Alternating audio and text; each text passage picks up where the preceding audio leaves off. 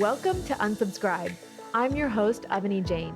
In this podcast, I'm going to show you how to intentionally opt out of anything that's robbing you of your energy, freedom, joy, and peace of mind.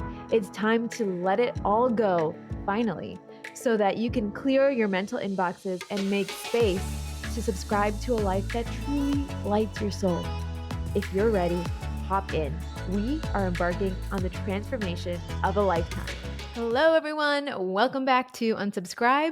I'm so excited to be here chatting with you today. I typically record my episodes in advance, sometimes months in advance. So I'm recording this at the end of 2023 for all of you.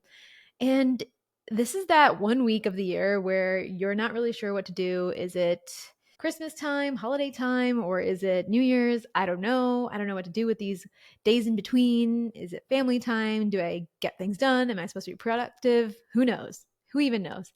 I am subscribing to the fact that it can be what I want to be. And if I feel energized and inspired like I am today, I'm going to sit down and record a podcast. So here we are doing just that. As I was thinking about what to talk about, I was realizing that the last several weeks, months, as I've been preparing new topics and new ideas and recording episodes, I've been feeling like there are times where it's been difficult to tap into my creative juices and figure out what I should talk about or be able to elaborate on those ideas in a way that's going to resonate. And I felt ick about it. I didn't like how that felt. I was waiting for the muse to hit me, that creative idea, the creative flow to hit me. And I was like, wait a second, what if I just summoned the muse, summoned the creative flow? What if I just made it happen instead of waiting for it to happen? So today we are unsubscribing to waiting for creativity to come, and we are subscribing to the ability to tap into that creativity whenever we need it, because we have the power to do that. And there are some ways I've been experimenting with to make that happen. And this is really wonderful for anyone that has work where they're sitting down and they are coming up with something, whether it's scripts for emails or templates or creating workflows in a project management system. That's creative work. Recording podcast episodes, creating some type of content for TikTok, Instagram, whatever it is that you're doing in your work, there is a creative component to it. And sometimes those ideas just don't flow through. Sometimes they feel stuck. That energy feels stagnant. And today I want to share a few ideas on what helps me not get into that place of creative stuckness. I want to share what's been working for me and what's made creativity feel like I can access it and I can touch it at any point in time, whenever I need it. Because once you unlock that, it is so powerful. Being able to say, I need to sit down and make a bunch of content right now. And I know exactly the conditions to create to make that happen. We are not here to wait for creativity to hit us, to wait for ideas to hit us. We are here to summon that creative muse within us. We're going to dive into that today. I want to actually take you back to a time before this year where I used to have another podcast. From 2018 to 2020, I had the Six Figure Freelancer podcast. The episodes are still available on Spotify and iTunes to listen to. And this was a wonderful podcast. It was my journey in learning how to build a business, learning how to grow a freelancing practice into an agency that had systems that operated profitably. And it was an amazing documentation of that journey and everything I was learning. But one thing I'm realizing I didn't love about it was every single week I felt like I was on a hamster wheel for this podcast. I didn't know what I was going to talk about when I got behind the mic until maybe the moment I turned the mic on and hit record. It was kind of frustrating. I didn't have a bunch of topics lined up. I didn't have ideas coming to me as easily and effortlessly, and it felt difficult. Those ideas, that creativity, those thoughts of maybe you should talk about this, maybe you should dive into this, maybe you need to elaborate on this in this way, didn't come to me. Creativity felt hard at that time. And when I came around to deciding to do unsubscribe and creating this podcast, I was like, wait a second. I don't want to do it the way I did it before. I want to do it differently. And so that is when I started creating systems, because I love a good system. You'll learn that about me. I started creating really wonderful systems on how to summon the creative muse for myself. I didn't want creativity to be a whim. I didn't want it to be fleeting, to come and go when it pleased. I wanted it to be accessible to me at any point in time. And I'm determined to do it differently this time. I want to work smart instead of hard. I'm done working hard.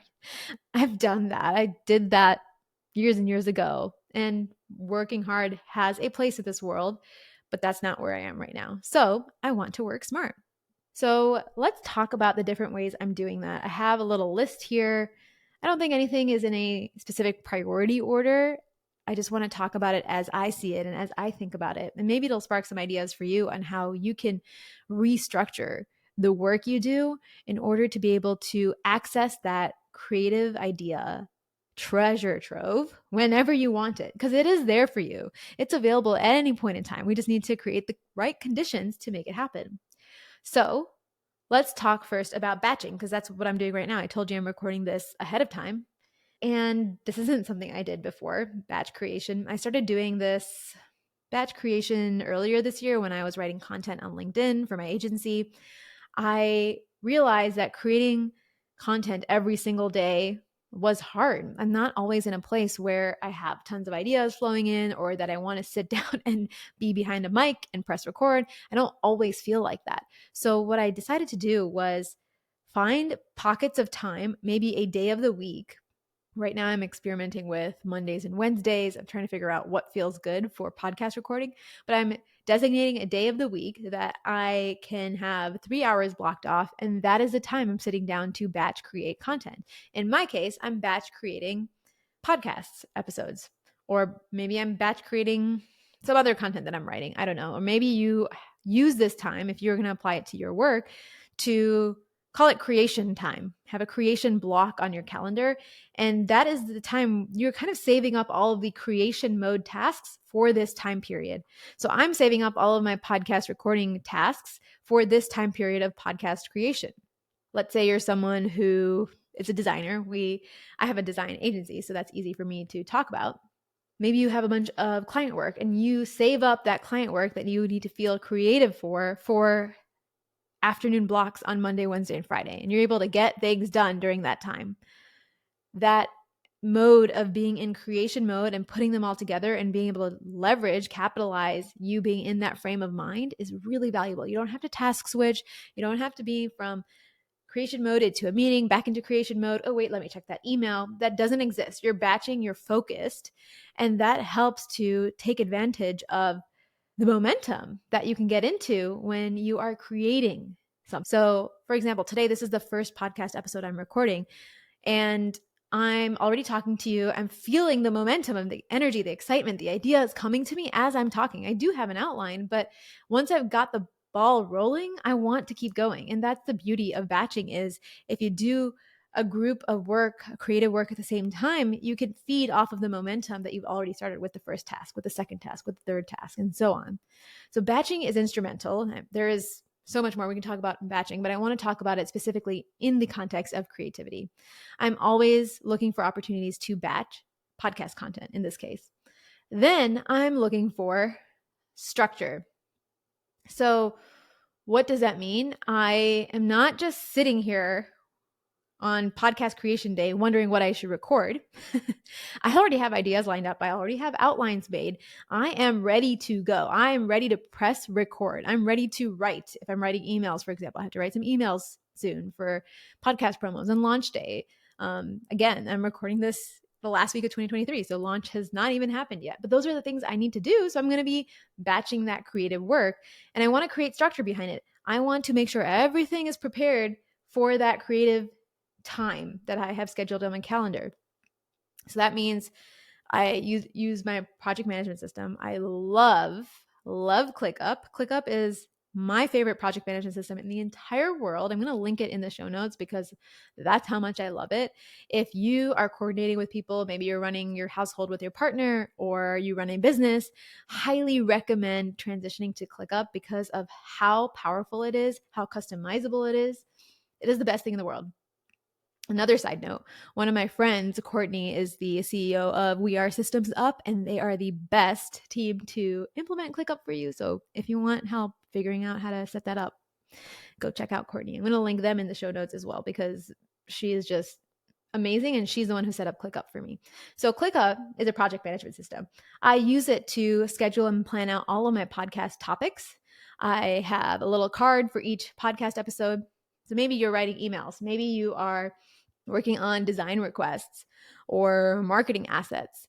Have a card in some project management system, maybe ClickUp, that you have all the details you need to work on that when it is time to work on that. So when you sit down to be in creation mode, you have everything to go.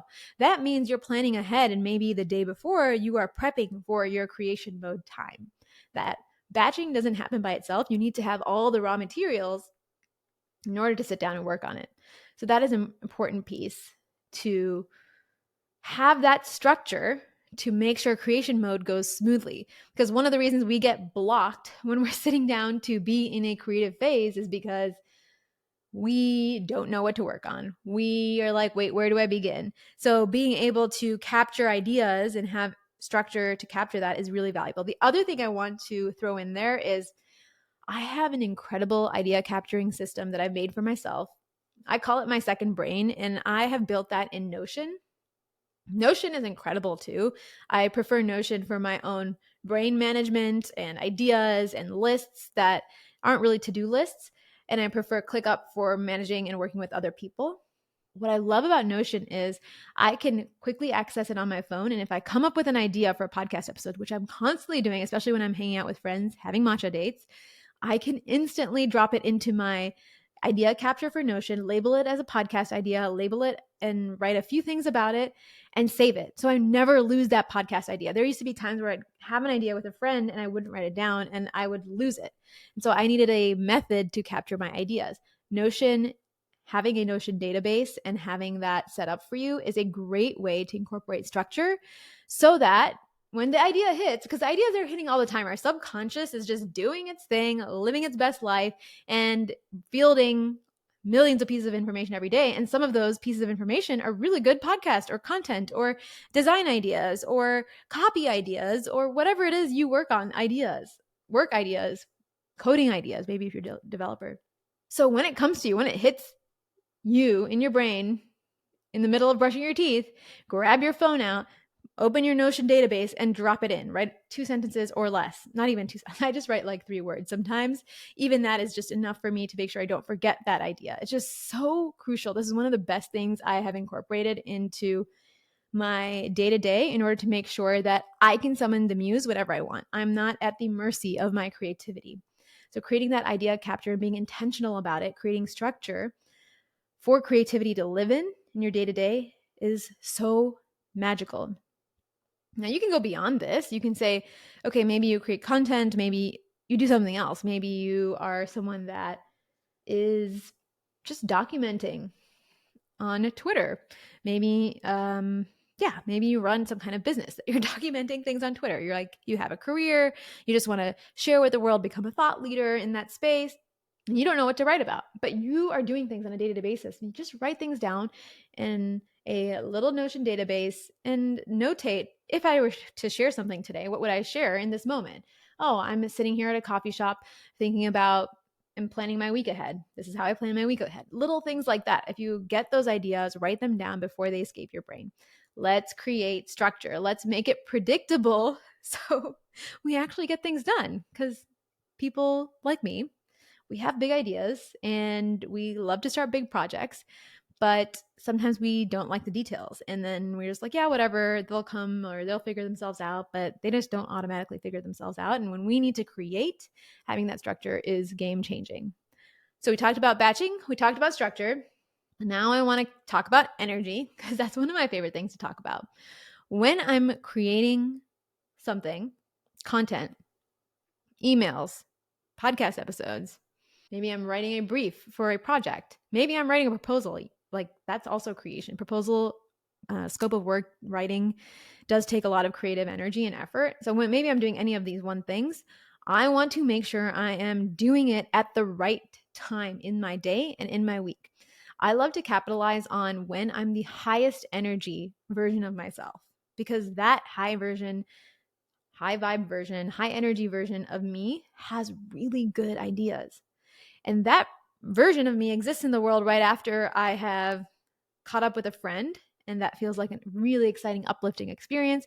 Right after I have worked out or maybe gone for a long walk, when I have moved my body for a while and taken a great shower and maybe had a nice lunch, I feel alive. I'm like, yeah, I'm energized. Let's do this. Let's sit down and record stuff, or let's sit down and write stuff.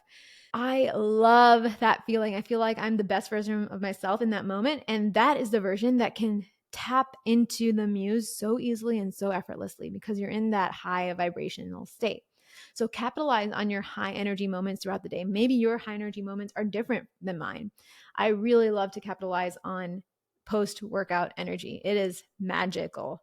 So great. So that's what I'm doing. And sometimes if you have a cycle like me and your energy changes from a week to week basis, okay, great. Then sync up to your cycle. You feel like after you ovulate, you are on top of the world. You are queen, creative person, human, whatever.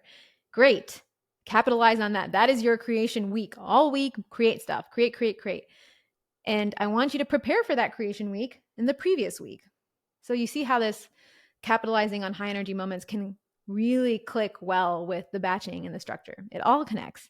Energy matters. Energy is everything. If you can bring good energy to the camera, to your Zoom calls, to the people you work with, to your partner, to whoever, your family, if you can bring good energy to the table every single day, you become this magnetic human being. The things you create are just so potent. It is amazing. And that's why I love talking about energy. We'll have to go into energy more. I have a whole episode that I want to talk to you about on having potent and powerful morning routines. Again, getting that energy right. That's for another day. Trying to stay on track and on topic here. The next thing I want to talk about after energy is environment. So this is interesting because when I'm in different types of creation, I want to be in a different environment. When I'm recording a podcast, I am at my desk, I am at my office, because this is like my podcast recording station. This is where I have my mic. This is where I have my headphones and my light set up for audio and video. I don't need my light for audio, but I do need it for video. I have everything here. So when I sit here, this is when I'm recording podcasts. I'm in this energetic space that feels incredible. And what I do is I'm always making sure my desk feels clean. It feels organized. I actually just redid a corner of my desk because I just didn't like how it looked. And the moment I did that, that creative energy started coming in. So that environment you're creating in your workspace, if you have an office or a corner of a room, matters so much. Clean it up, get rid of the clutter, get a drawer where you put all your junk in and get it out of sight. Maybe you can organize it another time by watching organization TikToks, but it's important to clear your workspace and have things that are around you that feel beautiful to look at, that feel inspiring. There's a reason people decorate. Behind me, if you're watching this on video, you'll see my amazing bookshelf that I've curated over the years, where I have not really books, but art pieces, things I've made, things people have gifted me, things that I look at and I'm like, wow, that's beautiful. I feel so inspired. Candles and trinkets. I have my little unsubscribe podcast episode number 3 kintsugi mug here, cup here. All these things light me up. And I created that environment in my office space, my workspace, because when I come here and I'm in this energy, I feel so good. I want to sit down and make something. I want to sit down and talk to you. Another thing that is a hack for making sure your environment is great for creative inspiration is turning on smells. So I have incense, candles, and sometimes essential oils that I use. All these 3 things, Palo Santo too, sage, burn something, turn on something that can put you in a creative state of mind. And sometimes I tie it to a scent. Maybe I have a candle that I've been loving. Whenever I turn that candle on, I'm sitting down, I'm getting stuff done at my desk. And that candle is my cue to my brain that it is time to sit down and do stuff. For me, turning on a candle at my desk is the signal to my brain that I'm sitting down and I'm here to get things done. So I have my scents all set up in the corner of my desk so that when I'm ready to get into creation mode and get a bunch of stuff done at one time, that's all set up right there for me, ready to go. I have also noticed though that sometimes my workspace, desk space starts to feel kind of meh. I don't love being in a room and feeling like I'm chained to a room. I'm not really, but sometimes I feel like that. And that is when I know I need to change my environment. So there's a few wonderful spaces in Austin, coffee shops, places that I love to go to when I'm creating, but I don't need to be in front of the computer, like behind the mic with video on. And I'm just writing something or creating a freebie or writing a caption, something that doesn't require me to be in front of my microphone or my video. So I love getting out into the world when we have a shift in environment and space and are able to shake up that energy. Go to a great coffee shop you love. Find a little cozy corner of the library that feels really exciting and fun to sit at. Or maybe it's just a little cafe, a restaurant that you love to go have lunch at. I have one of those places that I love to go, and sometimes I stay there and work a little bit afterwards because it feels so expansive. It's beautifully decorated, and I love getting their iced tea, and I just feel so good when I'm there. I feel expansive. I feel like the most elevated and expanded, abundant version of myself. When I'm in that version of myself, I'm able to sit down and type something out, and it feels really good.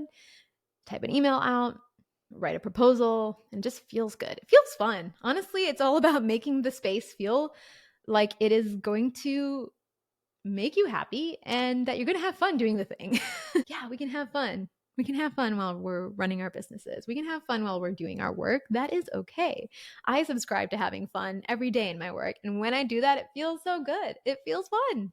So I wanted to mention that environment can be different based on what creative energy you're needing to tap into in that day. So that is the fourth piece. So again, just to recap, batching, creating structure. Oh my gosh, we have to talk about project management systems another time. Oh my gosh, I just love it so much because I believe systems like that are what enable us to have a freedom filled life. We're going to talk about that another time, maybe even how to manage your household. So, again, trying not to get off topic. Batching, structure, energy, and environment. When you can master these four pieces and create the right conditions for these four pieces, the muse will appear whenever you want it, whenever you need it. You don't have to be at the mercy of your creative energy anymore. You can create the conditions to make it happen. And once you get that formula that works well for you, I've shared a few ideas here for you, but maybe some of these will work for you and some won't. So there is some experimentation to be done. Once you get that formula that feels really good for you, take it and run with it. Take advantage of it. That is your secret sauce. That is what's going to be helping you to get so much done this year. That's going to be the thing that you do. And when you share an update on your Instagram stories, like, I got these 10 things done today, people are going to look at you and be like, wait, what? How did you get that much done today? That's what people do. When I share my update for the day, I'm like, hey, I did these 5 things. And people are just shocked. How do you get so much done? This is how I do it. I don't wait for the muse. I summon the muse. And you can too. All right, everybody. Thank you so much for listening in. Until next time, have a wonderful rest of your day.